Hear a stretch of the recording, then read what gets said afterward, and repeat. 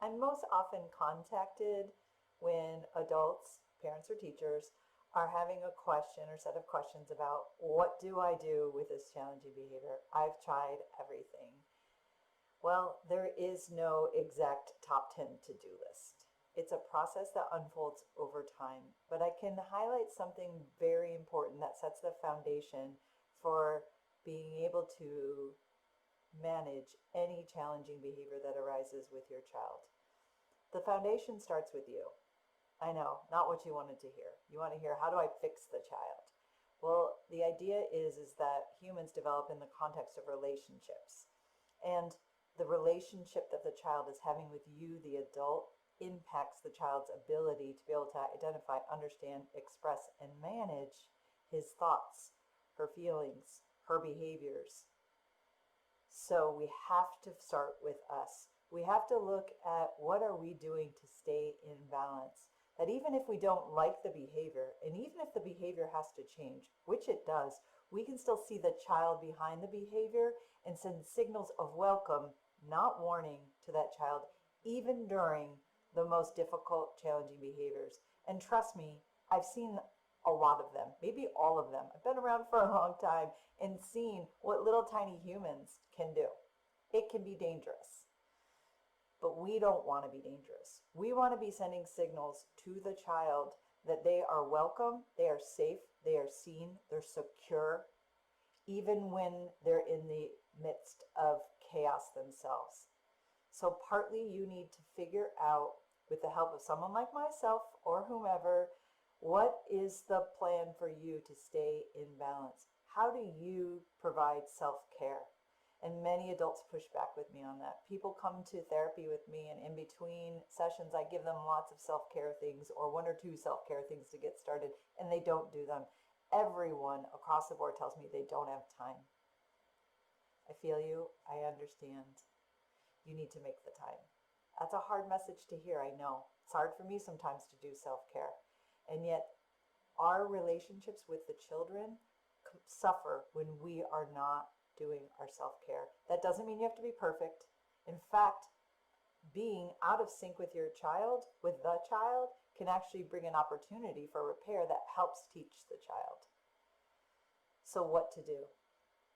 Figure out what your hot buttons are. What behaviors push your buttons? What happens to you when you feel that? And what's a plan for you to be able to understand the meaning behind that child's challenging behavior, so you do not react to the behavior, you respond to the child. All behavior is communication, and when the child is hitting, biting, punching, kicking, withdrawing, running out of the classroom, spitting, hitting his sister, there is communication happening. It's not healthy communication. We need to teach the child another way, but shaming, blaming, and punishing doesn't teach. Teaching changes behavior, not punishment. So you have to get to a place where you actually can embrace that and be curious about that. If you're not there yet, no judgment. What's it going to take for you to be able to update some of your beliefs about the meaning of children's challenging behavior so you can be in a place of calm and balance even amidst the most chaotic and challenging behavior? And you won't be all the time. It's just an opportunity for you to strive for that, to stay in balance a portion of the time.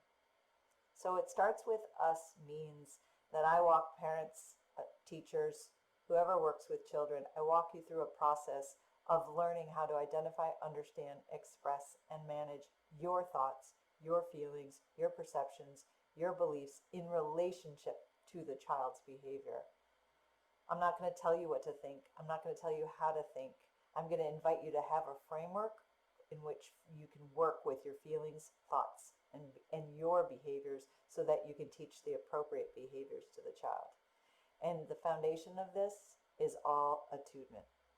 Attuned interactions. It starts with intrapersonal attunement. Adults, you tune in to your own interior landscape. What am I feeling in my body? What images are arising? What feelings do I have? What thoughts do I have? Ongoing, you develop a relationship with that. You're intrapersonally attuned. It astounds me how often I meet with an adult in therapy and I ask him or her to tell me what's happening in their body and they have no idea. because they weren't taught. We weren't taught to develop that skill of interoception, our sixth sense, our ability to tune into our body sensation. And there's so much information in the body, and yet we're here up. We want to intrapersonally attune is not only noticing your thoughts, but noticing your feelings. And your feelings happen in your heart brain and in your gut brain and your physical body sensations. It's not as hard as it may sound at first. It's just developing a habit of that. So it starts with us intrapersonally attuning so we can better interpersonally tune to the child. Because guess what? That little human that's been on the planet 0 to 5 years, he's having a whole slew of thoughts, feelings, behaviors, bodily sensations. He just can't verbalize them yet. You have to help him. So my process, my approach is starts with foundation, is learning how to attune.